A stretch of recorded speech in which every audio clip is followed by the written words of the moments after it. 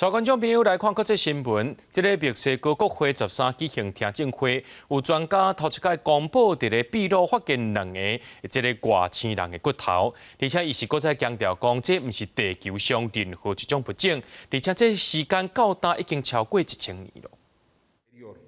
豆豆甲电视柜拍开，透过玻璃，还是会当清楚看到2具腐蚀、较细粒子，看落哪像毋是人类的人骨，脚甲手是长long送。一只手有3支镜头啊！一个墨西哥的记者，嘛是不明飞行物的专家，穆松表示，这2具人骨是2017年伫秘鲁库斯科巷发现的。经过墨西哥国立主题大学放射性碳定年法的分析，差不多有1000年的历史。这种神秘的生物，并不是伫飞碟的残骸内底发现的，是伫石子矿，也就是长久以来水草类死去、细胞壁沉降累积的物质内底发现的。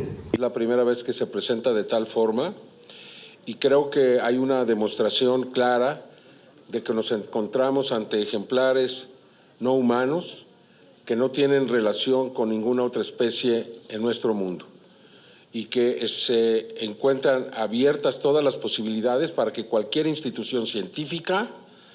los pueda investigar. 墨西哥海军健康科学研究所的所长表示，已经有甲翕电光片、3D 重建加 DNA 的分析。穆松嘛伫听证会展示电光片，其中一个体内有3粒亲像卵的物件，另外一个体内是有稀有的金属。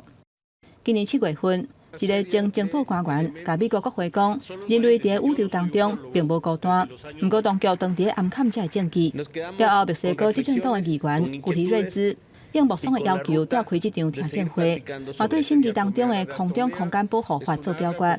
表决若是通过，墨西哥会成做这个世界上头一个承认地球内底有外星人的国家。若社群媒体顶悬是出现真侪言论，有的是惊一跳，有的感觉怀疑，甚至有的是经体、片相甲铁笑。公视新闻，是会长朋友。